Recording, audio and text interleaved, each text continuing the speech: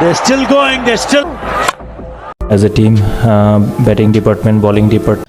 দক্ষিণ আফ্রিকার বিপক্ষে ম্যাচ হারার পরে যেন কঠিন সমীকরণের মুখে এখন বাংলাদেশ দল। আর তাই নেদারল্যান্ডসের বিপক্ষে দুর্দান্তভাবে জয়লাভ করতে হার্ড হিটার ব্যাটসম্যান তামিম ইকবালকে দলে নিতে চাচ্ছেন বাংলাদেশের hard hitter batsman Mahmudullah Riyad. হ্যাঁ দর্শক, বিস্তারিত জানুন পুরো ভিডিও জুড়ে।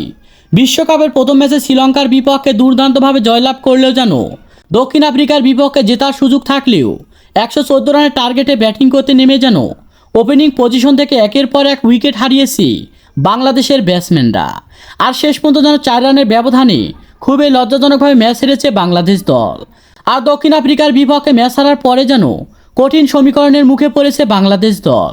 যদি নেদারল্যান্ডসের বিপক্ষে ম্যাচ জিততে পারে তাহলে যেন বিশ্বকাপের আশা বাঁচিয়ে রাখতে পারবে টাইগার বাহিনীরা। আর যদি নেদারল্যান্ডসের বিপক্ষে ম্যাচ হেরে যায় তাহলে যেন বিশ্বকাপের স্কোর থেকে ছিটকে যাবে বাংলাদেশের ব্যাটসম্যানরা। এমন বাঁচা মরার ম্যাচে মাহমুদুল্লাহ রিয়াদ চিন্তা ভাবনা করে দেখেছে যে ওপেনিং ব্যাটসম্যান তামিম ইকবাল এবং দুর্দান্ত অভিজ্ঞ ক্যাপ্টেনের খুবই প্রয়োজন আমাদের বাংলাদেশ দলে।